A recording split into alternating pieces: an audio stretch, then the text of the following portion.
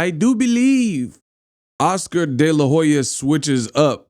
He is now picking Canelo Alvarez to run through Terence Crawford if they are to fight. That's what I want to talk about in this video. Let's get on.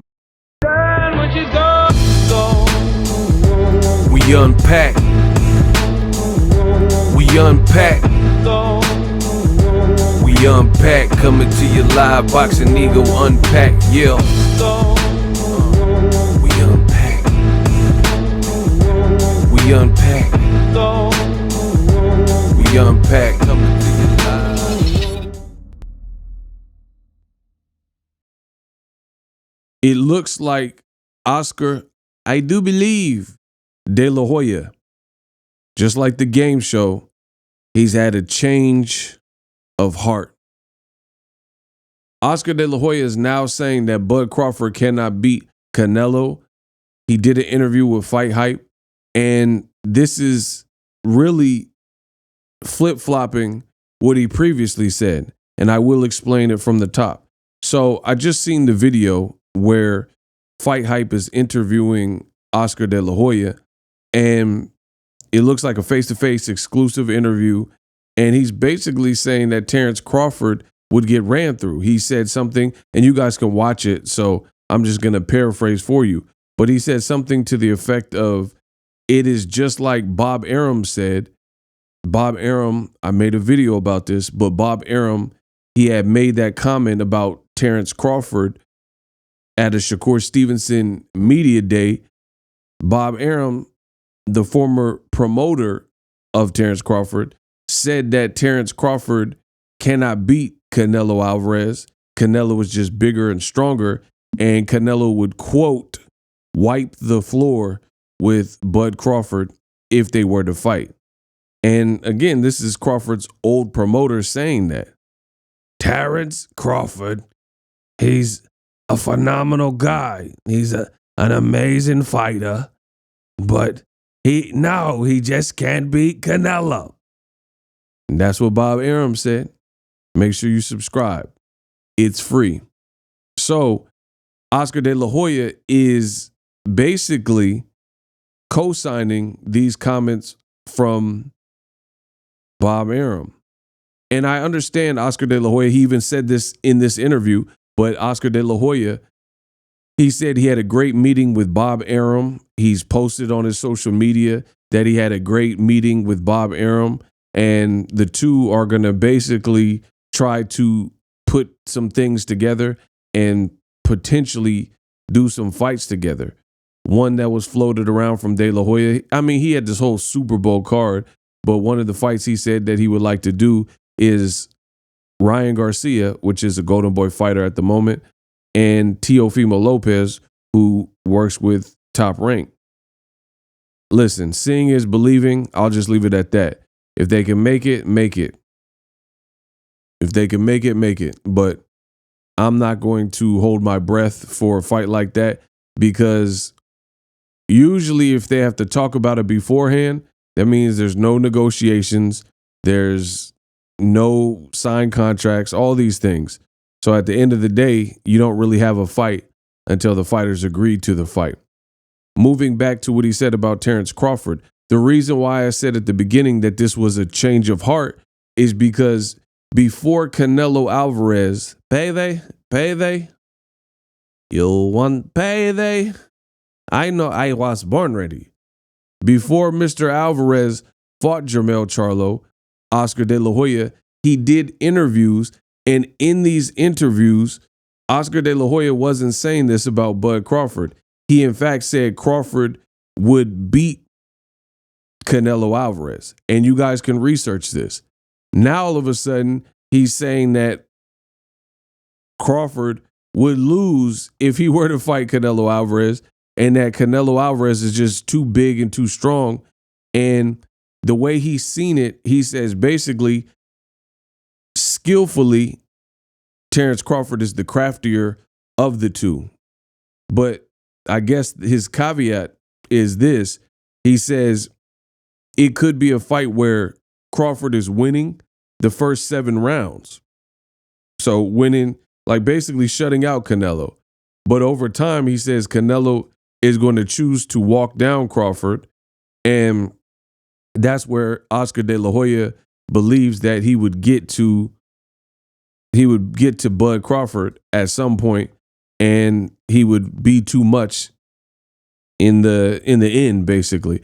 And basically what he said is very eerily similar to the fight with Amir Khan, except for that ended in the 6th round, and he's saying the 7th round, Canelo would start walking him down. It's pretty much what happened with Amir Khan. Amir Khan, smaller guy, moved up.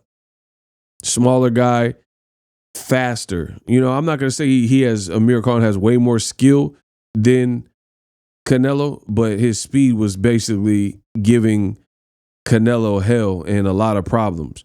But Amir don't have no chin, and he jumped in, eesh, and it got knocked out. You know what I mean? But Crawford, I've heard different things about his chin, and I've seen Crawford hurt on different occasions. So it's very hard for me to believe that Terence Crawford is going to go in there and easily beat Canelo, which some people believe. I truly, truly believe in my heart of all hearts that some people think that boxing is not real life. Like this is some sort of video game where you can make all these fantasy matches, regardless of if the fight makes sense or not, just pit fighters together against each other. And then it's like Build-A-Bear, you know, that store in the mall where the children literally go in the store and make the perfect bear that they're looking for. It has all the qualities, it's dressed how they want them to dress. It's a whatever gender they want. You know what I mean? These types of things. That's what people are starting to do with boxing. They're treating boxing like it's Build-A-Bear. Like you could just move Jermell Charlo out of 54. He doesn't have even the experience his brother has at 160, meaning having several fights at 160. Bypass that and then move up 14 pounds and fight Canelo Alvarez, slap it on pay-per-view, and he's supposed to be able to win. And the reality is Canelo is a top guy. He's at least a top 3 guy because there's some talent like David Morrell and David Benavidez. So he's undisputed. That's one. He has all the belts at 68. He has to be top 3, right? So that being said, I would say the same thing in most scenarios in boxing. If you put a guy who is a great fighter, very talented fighter, 21 or 14, 21, can you do something for me? If they're 14 to 21 pounds lighter, but they're very good, and then they don't acclimate and they just jump up 2-3 weight classes, guess what? I would pick the bigger person in most scenarios. Like if you had a lightweight who is very, very good and very skilled and very talented, but then they're moving up to welterweight to fight Jaron Boots Ennis, who I believe is a top 3 person right now, right? Dang, that's a cold shot. I believe Jaron Ennis is a cold piece of work, you know? I think he's a top 3 guy right now, even though he just hasn't been given the chance for obvious reasons to fully prove it. But I think he's a top 3. So some guy who is very talented at lightweight, jumping up, not giving their body a chance to really settle in the new weight class, acclimate to the new weight class. Jaron Ennis, he would probably smoke him. Truth be told, he would probably smoke him because there's guys who are in Jaron Boots' weight class and he's been smoking them. And they're very durable guys like Roman Villa, who gave Rashidi Ellis his first loss and is a very, very game, very tough fighter. So I respect Crawford, the fighter. He's definitely talented. I told you, I'm going to keep saying the same thing over and over and over. Y'all got to feel me. If Terence Crawford was naturally the same size, like he started at lightweight and Canelo started at lightweight, and then he moved up around 140, and they kind of had the same progression, similar to Canelo and Demetrius Andrade, or Canelo and Jermall Charlo. They've had similar progressions, meaning they were all at 54 at a point in time. Then there was a point where Andrade moved up, or let's say Canelo moved up first, then Jermall Charlo moved up, then Andrade moved up to 60. They were all at 60 for a particular moment in time. All of them chilling, hanging out at 60. Still, Canelo didn't fight either one of those Black American fighters, but that's another video. And then they moved up to 68. Let's say Canelo moved up first, then Jermall Charlo was probably coming, and Andrade already moved up earlier in January. So if that was the case with Crawford, then I would pick Crawford to beat Canelo. But that's not the case. What people are saying is go on from Errol Spence Jr., and now your name is hot because you beat Errol Spence and undisputed, and now you're saying you want undisputed in 3 weight classes. Jump straight up to Canelo weight, which is currently 168. Don't acclimate and then try to beat him. It sounds weird. And now you have somebody such as Oscar De La Hoya, who, from my experience, he showed a lot of love to Terence Crawford. He hasn't really badmouthed Terence Crawford. Terence Crawford was in the Golden Boy offices not too long ago, taking pictures, flicking it up and stuff like that. So I don't think there's any bad blood.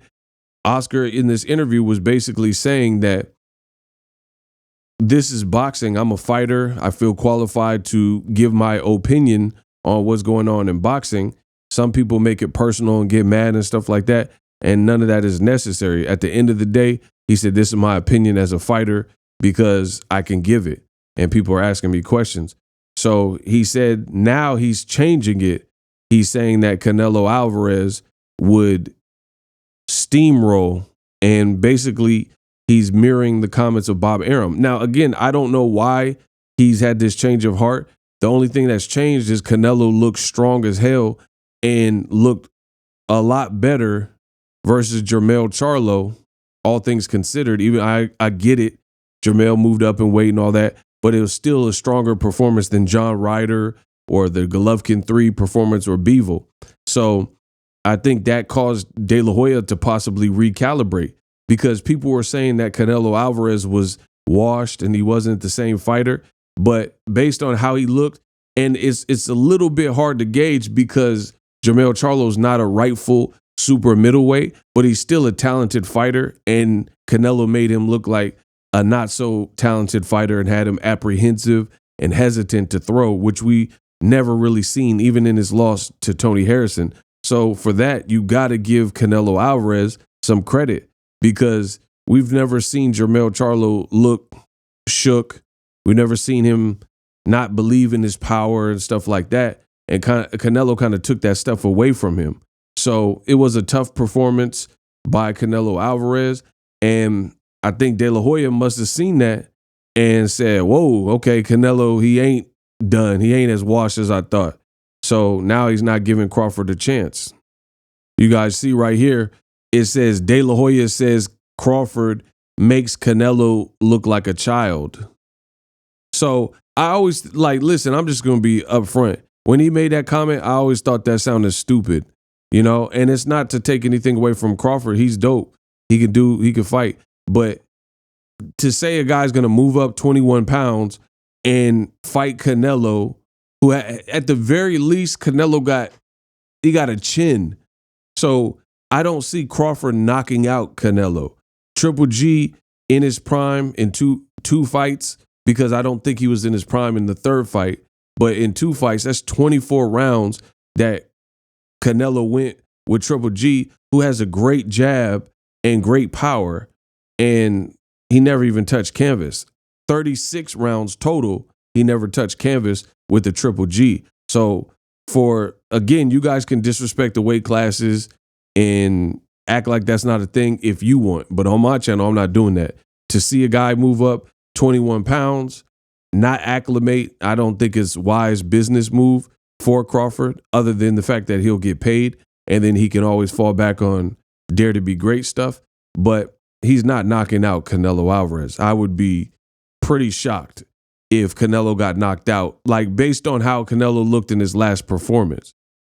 If Crawford doesn't acclimate and jumps up 21 pounds straight to a Canelo Alvarez, it's a tough order. You know what I mean? But De La Hoya, he's now switching up. De La Hoya previously said that Canelo would be made to look like a child and was all in on Crawford beating him. But now he's saying that Canelo Alvarez would overpower Crawford. And to be honest, the only thing that's changed is, like I said earlier, is the fact that De La Hoya has now seen Canelo back in action against Jermell Charlo, and the whole fight looked like this. So De La Hoya was forced to pull them comments back because Canelo showed he's not ready to go. Yeah, he did his thing versus Jermell Charlo, hurt him a couple of times, did his thing. So Canelo, you got to put some respect on his name. He made De La Hoya put some respect on his name. I truly think that Canelo kind of was the target of De La Hoya because De La Hoya and him have just been going back and forth. So I don't think he was going to keep it real with Canelo. And that's why he said that child comment. But see, that's why I don't really respect that in boxing when people say these outlandish comments and it just don't sound right. Like he going to make him look like a child. Really? Like this is not a pro sport. Like Canelo don't got 60 plus fights. You know what I mean? Again, you guys can say whatever you want. I've seen some varying opinions like, oh, Crawford will dog walk Canelo, whatever. Keyshawn Davis even said he said Crawford can beat Canelo, but he says that Crawford could outbox him. Same thing with Shakur Stevenson. But again, it's hard. You guys can trust whoever you want in boxing. You can listen to me as I unpack this stuff. You don't have to. It don't matter. I get paid the same. But I will say this. It's hard for me to take the word of Keyshawn Davis and Shakur Stevenson in this equation when they have no real connection to Canelo Alvarez and they have a definite connection to Terence Crawford. They keep saying in interviews, oh, Crawford, that's my dog, that's my big brother, blah, blah, blah. I'm never going against a team. All these types of things. So again, I'm giving you a completely unbiased, impartial. I'm giving you impartiality when it comes to my breakdowns. I'm not just saying stuff. I don't get paid by any of these teams to be honest. Canelo, I think he's being disrespected here. Crawford, there's a lot of fights that I want to see him for. The fight like Boots. Tim Tszyu is a great fight. I guess if he has to do the Errol Spence rematch contractually. But the whole Canelo thing, hopefully, I don't think it'll happen. But even De La Hoya, who was real critical of Canelo Alvarez beating Crawford, he's now saying something else after that performance with Jermell. So let me know, did that fight change your mind? Do you have Canelo beating Crawford? Do you agree with these radical weight class jumps? Let me know in the comment section. Subscribe to my channel. It's free. We Unpacked. Introducing Super Thanks. Right here on the official Boxingego YouTube. Super Thanks allows you, the viewers, to show a little bit of extra gratitude, which enables me as a full-time content creator to push out the content you need in the world of boxing. Underneath all the videos, you will see a heart with the $sign in it. You can enter any amount that you find suitable as a Super Thanks. A brand new, interactive, and colorful way to get your comments highlighted and noticed by not only myself, but other people on the YouTube platform. Super Thanks, a unique and cool way to show and applaud us full-time content creators. Hopefully you guys enjoy the content. Super Thanks. The future is now. The Hibernation 5s by Kenichi Bear. Hybrid gaming and lifestyle headphones. Out of the box, you can connect to any console or PC. Bluetooth ready with a low latency USB adapter, color RGB, and extreme bass mode. The Hibernation 5s adjust to you. Whether you need a gaming, travel, gym, or lifestyle headphones, the Hibernations got you covered. The new Hibernation 5s, link in the description. Customize the way you hear the world. Welcome to the nation. Are you tired of your YouTube videos not getting any views? Well, consider TubeBuddy. I've used TubeBuddy for years to scale up my YouTube channel. Now we're sitting over 200,000 subscribers. TubeBuddy is a browser extension that offers a ton of built-in productivity and time-saving services to take your channel to the next level. Use my link in the description to get started with TubeBuddy and level up your channel faster. We work.